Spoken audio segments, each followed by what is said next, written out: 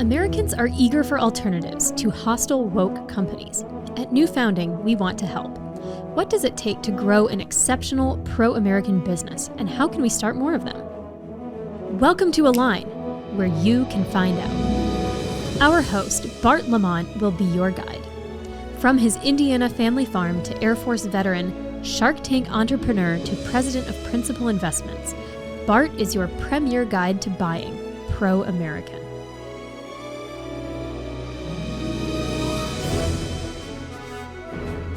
Hello, and thank you for joining us on this episode of the Align podcast. Our guest today is Miss Barbara Lee, the founder of Crayon Rocks, a specialty crayon manufacturer that caters to children with sensory issues. You can see her products yourself at crayonrocks.com. Hello, Barbara. How are things in the bluegrass state today? Very good. Today is cool, bright, and a very beautiful spring day. Much different than last week. I know we were supposed to record, and you all had some storms. Is everyone safe, or any damage to the facility?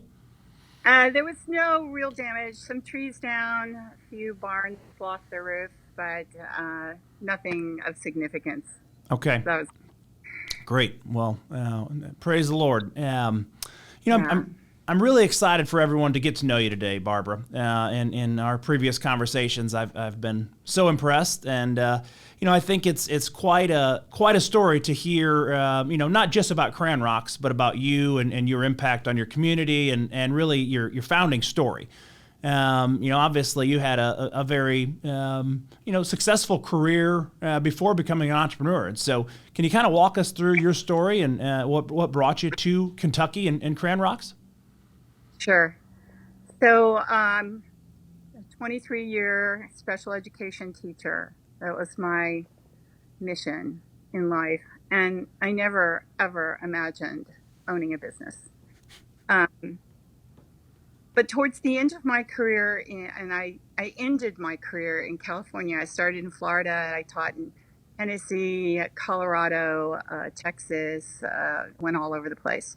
But I ended in Glendale, California. And right towards the end, there were so many children being referred. I might be getting ahead of your questions. They were being referred for handwriting problems. And they wanted special education services. And so the whole team of special ed people would get together, and we looked at all these kids, and there were hundreds of them every year. And they weren't handicapped. They were just poorly trained and given the wrong tools. Mm-hmm. And of course, my special ed kids all had a lot of fine motor coordination problems. So I was thinking, what am I going to do with myself when I'm retired? And, I want to stay busy. And I thought, I'll make a little tiny, niche, making a crayon that helps young children to develop a tripod grip. And I was pretty inspired by Jan Olson. She did a program called Handwriting Without Tears. I highly recommend it to any special ed teachers out there listening. And she said, get things that are small enough that they can only grab them with these 3 fingers. So I knew that's what I wanted to do, but we tried breaking crayons down, and that didn't kind of work. So I had a pot I was replanting in my yard, and this little pebble that looked about like this fell out. And it was one of those aha moments. Every now and then God strikes you over the head. There's a little lightning moment. And I said, oh my gosh, that's it. That's the perfect size. That's a perfect shape. That's it. And so I took it to school, and I let the kids play with it. I watched what they did. I showed it to our occupational therapist. I asked everybody what they thought, and they said, yeah, it's great. It's cute, and it's the perfect shape and size. So that's how we started. And so I started. When I say we, I mean me and the cat. Right. And this was in your garage in California? In my garage in California, my little 300 square foot garage. And so I knew that I wanted to use renewable resources. I didn't want to use paraffin wax, which I'll talk a little bit about my competitors, what they use and later on. Um, so I came up with a soy wax formula, and then I had to figure out how to make them. And so I learned how to make silicone molds, and eventually got a Disney employee to make molds for me. And that's how we got started. And it's a very simple tool. It's not for everyone. It's really designed for young children, 3-year-olds, 4-year-olds, 5-year-olds, kids who are just starting out, and who what they are supposed to be doing at that point in their life is scrubbing color on paper and being able to get a lot of it on the paper. And so these crayons are a little softer. It's a soy wax, and they're they have a very rich color tone to them. We use a lot of pigment, and so yeah. So that's how I got into Crayon Rocks, and then it just kind of grew from there. That's right. And also grew outside of California, and so obviously in today's today's world, now a decade later, 12 years I guess, but the huge influx of Californians to places like Texas. How do you take Crayon Rocks from your garage to rural Kentucky? Will you describe your area and community a little bit? It's fascinating. Yes. So I knew I couldn't stay in California after retirement. It's too expensive. Even on a teacher retirement, it wasn't going to be that much money. And I needed a shop, right? And so I looked around. I talked to people that I'd been friends with, and it turns out I've been friends with an Amish community, members of this Amish community for almost 40 years. I've known them for a very long time. And they called me up and said, hey, there's a house here that has got a garage, and we could add on to it for you, and are you interested? And so I bought the house sight unseen and moved. And it turned out to be the most beautiful place that I have ever lived in. It's a gorgeous house. It had a nice garage that my Amish friends came over and added on to. It was still only about 1,200 square feet. And that's where we set up. I'd already been, about 4 years into it. So that was 12 years ago. And so, but it grew here, and we sell our crayons all over the world, all over the world. The last pallet load I sent was to Russia. Go figure. Wow. Pre or post war? When was that? Pre-war. Okay. Pre-war. They just got there before they closed all the borders and everything.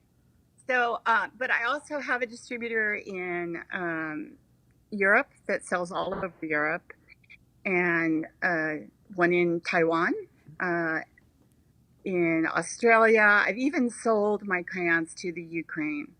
So I had a very nice couple. They came and visited me here, brought me gifts from the Ukraine, and they bought our crayons for quite a while, but he's disappeared. I don't have any contact with him recently, probably for obvious reasons. Let's see, what else should I tell you? No, that's great. Oh, okay. So community,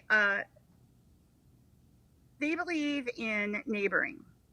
So that's part and parcel of their religion, is they take the teachings of Jesus Christ very seriously. So do unto others as you would have them do unto you.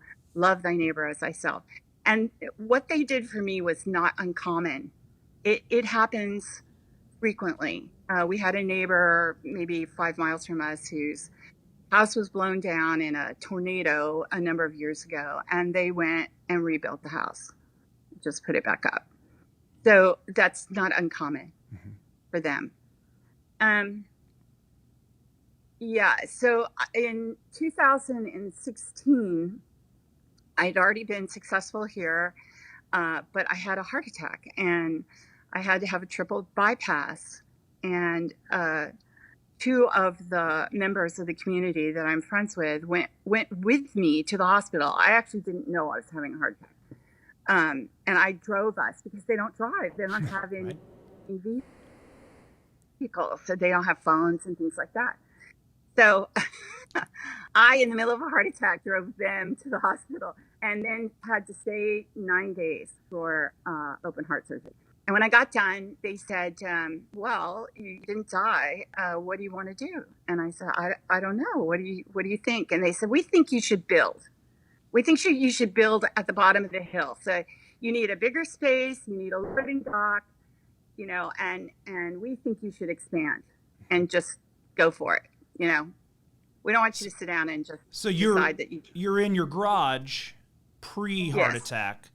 Post-heart attack, when most people would be recovering and say, oh, I better slow down, you Yeah. instead triple down. 2 months after my heart attack, I was still getting the stitches out, right? Right? And they showed up. It was January 2017, and because the heart attack was late in 16, and 2017 January, a 7-degree morning, 32 of them showed up here and put this building up in 4 days. 4 days? I can show you the. I don't. Oh, you can't see anything because we're not on video. But yeah, 4 days. They put the whole thing And up. it's 4,000 square feet? And Your it's building? 4,000 square feet, and I have a loading dock to die for. I didn't know at any time in my life that I would covet a loading dock, but I do. I have a great one. That's incredible. And I can see it. I can see it, Barbara, if you want to show us around. You can see. Yes, I'd Okay. love to see, and everyone would love to see some of the machinery and facility. So this is one, and you can see the over there.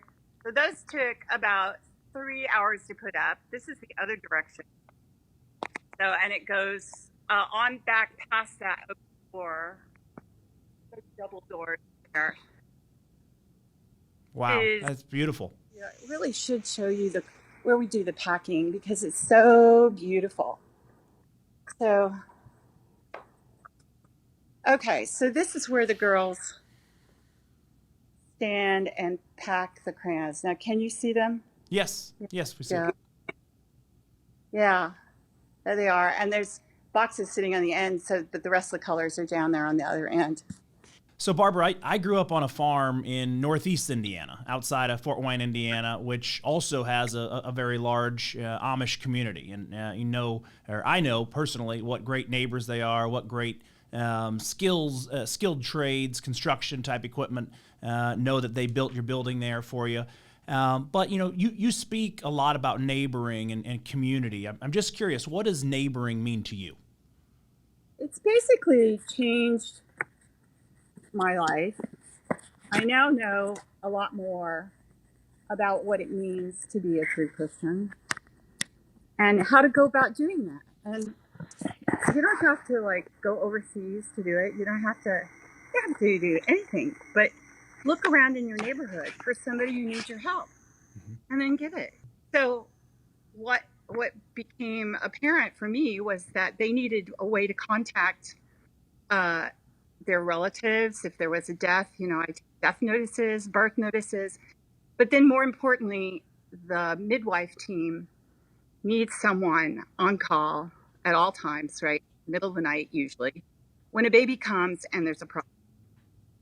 Either with the mother, we have quite a few mothers who they deliver fine, but the after effects are pretty devastating. And there's been a couple of 100-mile-an-hour trips to the emergency room, which is, well, normally it's 35 minutes away, but I can do it in 15 when I have to.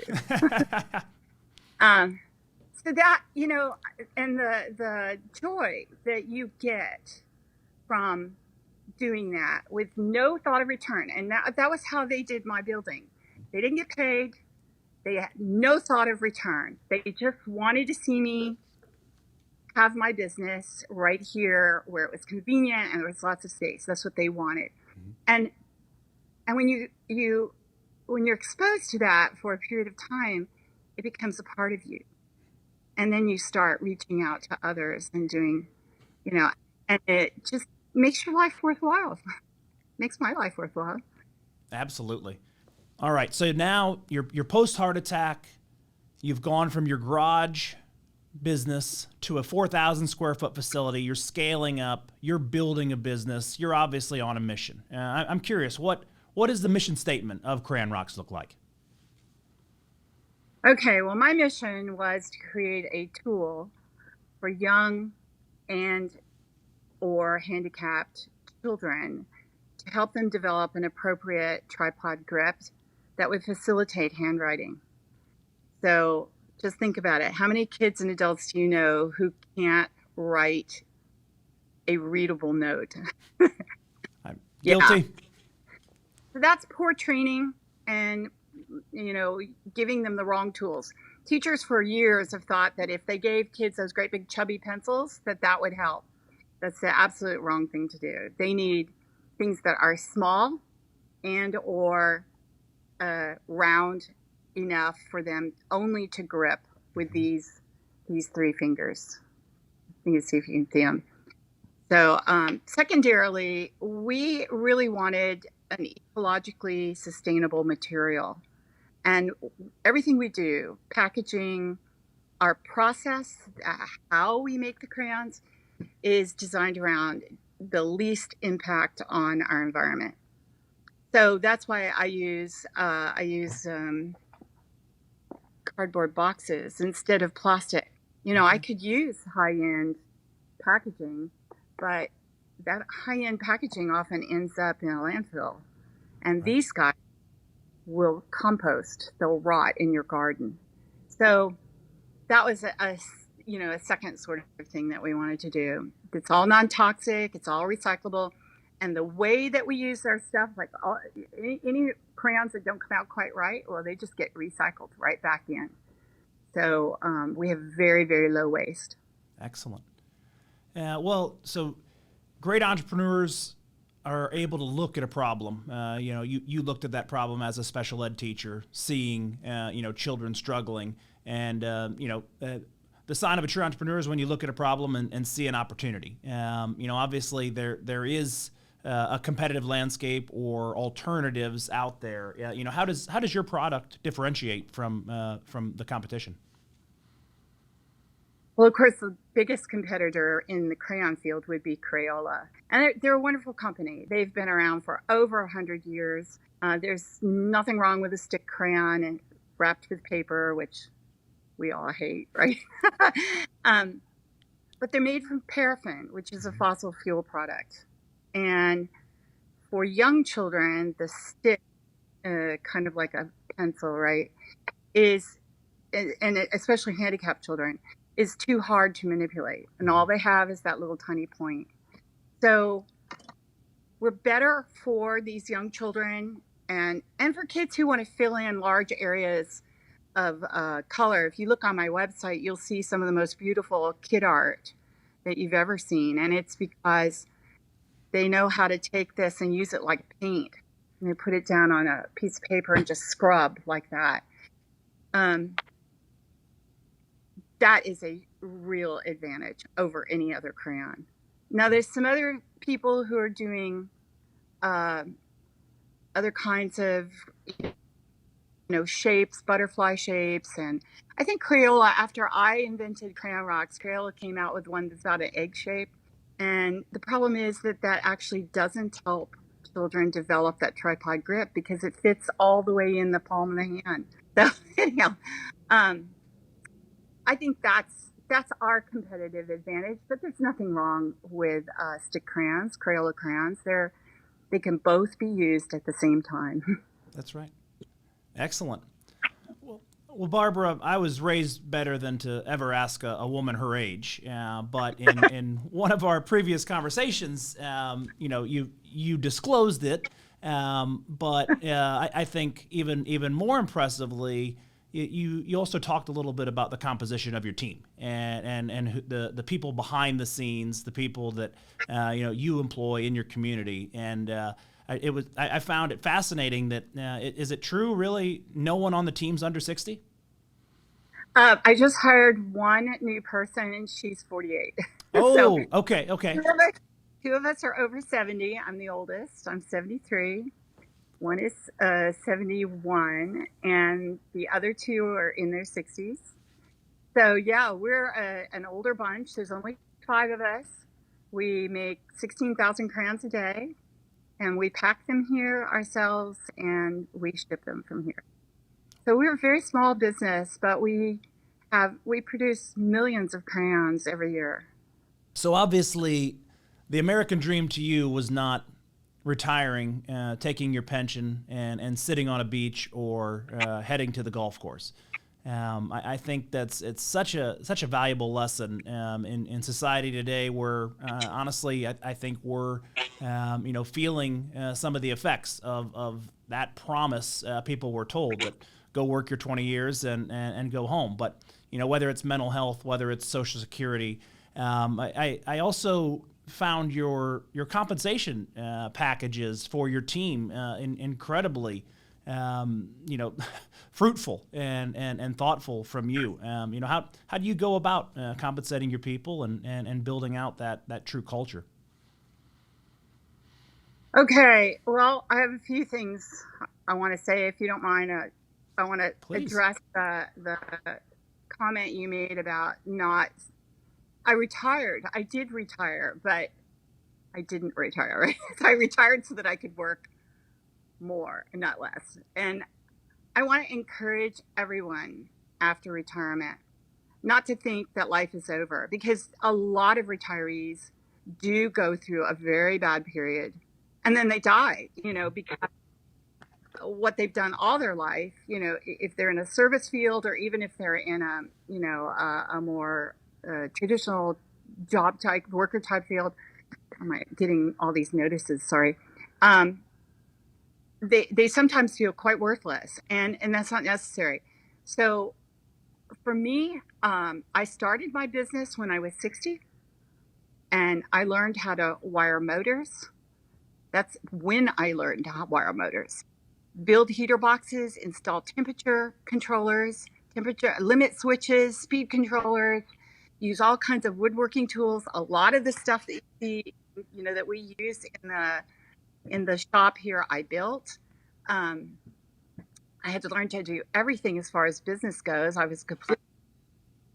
learned to use Excel, take photos, build a website, do a Photoshop, you name it. It was a huge challenge, but it's a great journey. And anyone, because we're a vast majority of us are just average intelligence, and that's what I am. I'm just average. Anyone can do it. Just do it. And I want to tell you that every man I met in the trade, so electricians, um, machinists, engineers, what have you, they had the utmost respect for me, even though I had no training and no background. And they showed me how to do all kinds of stuff. I've been on the phone where they've talked me through rewiring something. Uh, People are out there to help, Mm-hmm. and that was a great revelation. And that after 60, I could learn how to do it. That was very eye-opening. Then, as far as my girls, I want to say that we're a capitalist country. I hope we stay a capitalist country. But capitalism only works if the moral fiber of the society is grounded in goodness and not just for profit. If capitalism equals profit motive, then it will fail ultimately. So number one, you have whatever you're making or whatever your work is, it has to have value to others. It can't just be, some of the things you see being sold or services being done are just fluff. They're unnecessary, and they do not bring value to the other person's life. So that's number one. Number two is that money is not the main goal. The value is the main goal, and that's value to you, value to your customer, to your suppliers, and to your employees. So everyone must benefit, or it's just greed, and it will ultimately, I think, fail as a means of running our country, if you will, as an underpinning for our country. And I think that some of the founding fathers mentioned that capitalism would work only with a good and moral society who had structure, right? One nation under God. Yes, who had objectives other than just their own personal benefit. So in that light, I'm very attached to my girls, the ladies who work for me, and I look at what's happened to them, throughout their career. One of them has a retirement plan. The others have nothing. For one reason or another, they have nothing. They get to work until they die, and that I didn't think that I could do more. Okay, that's what I thought. I could do more. So they get 20% of our net profit. In fact, we just went up on that, so it's a little bit more than that. And I pay them more than double minimum wage. So they get $15 an hour. I think that might be minimum in some places, but around here, $7.50 is the minimum wage. So I also provide lunch, but that's entirely selfish because there's no place to eat in the area, so they would have to bring their own lunch. And I like to eat and I like to cook, so I cook for them. But that's just an oddity of Crayon Rocks. I also started buying stock for them, and I only buy stock in companies that I believe in their mission, and I really, really love Tesla. I bought Tesla stock for my employees because all but one of them have no retirement. They might get some Social Security, but as we all know, the Social Security is always an iffy thing, and it's probably not going to be enough for them to live on unless they've somehow, some of my girls don't even have homes that they own. They're still renting. Right. So it's, for various reasons it happened, and it shouldn't be happening. These are the working poor, if you will. And so the reason I invested in Tesla is because I wanted to invest in something where I believed in their mission.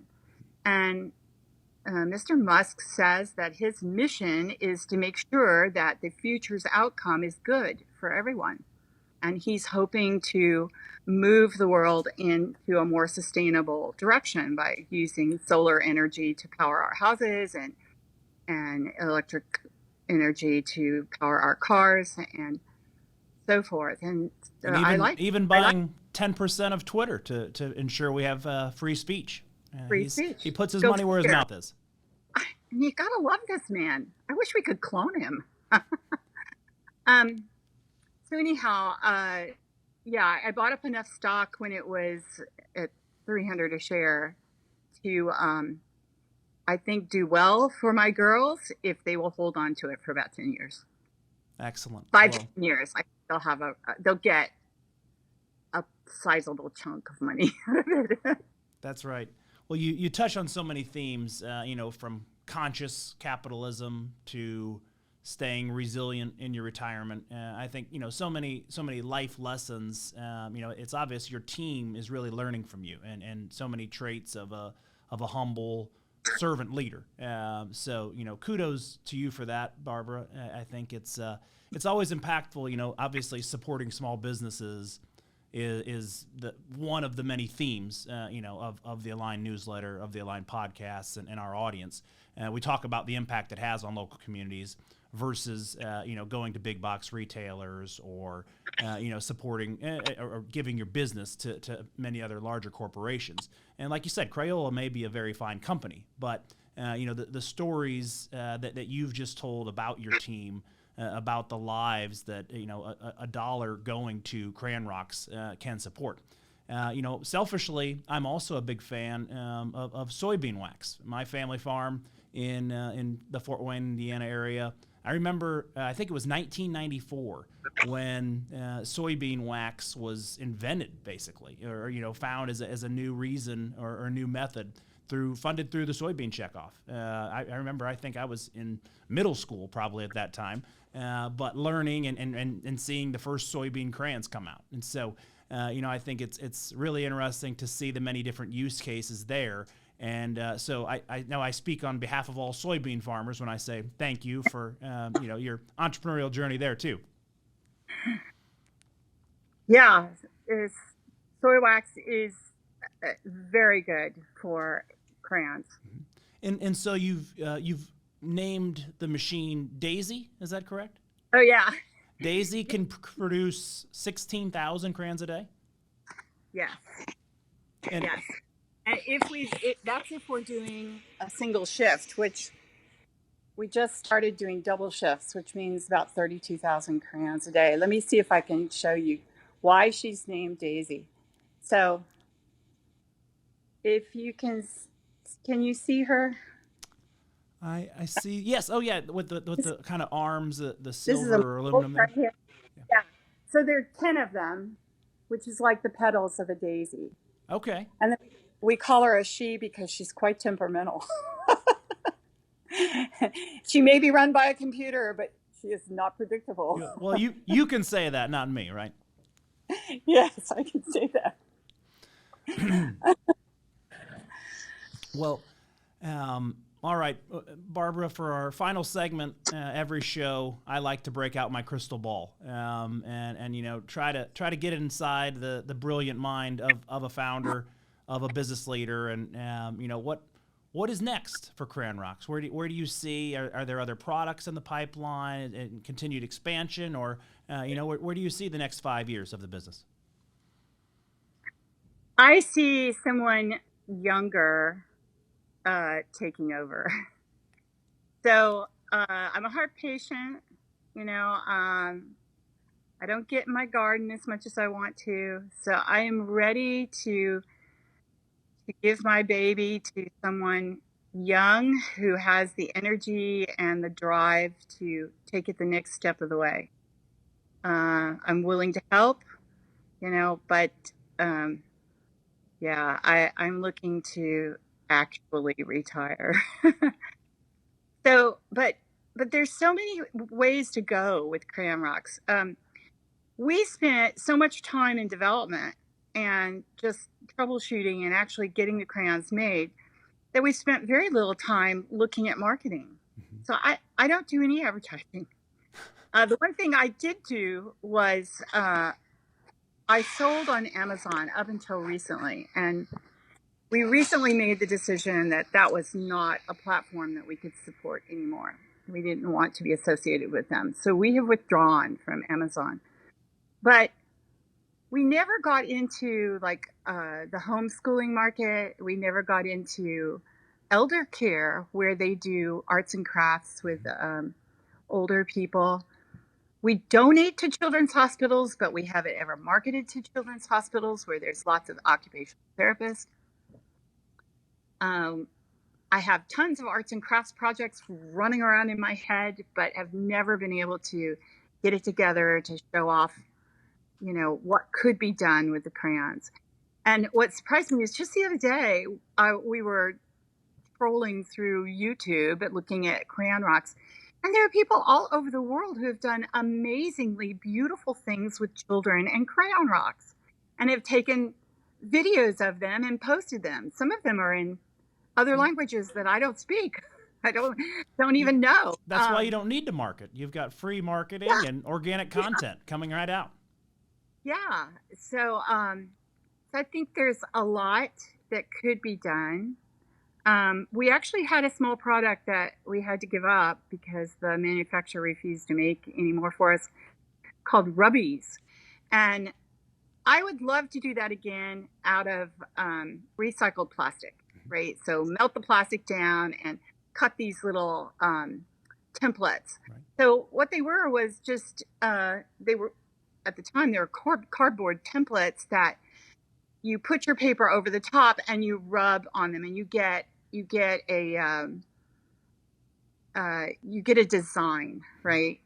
So we did circles and lines and squares, and I did these when I was back teaching school, and My students absolutely adored it. I mean, you could not pry them away from because it's so creative.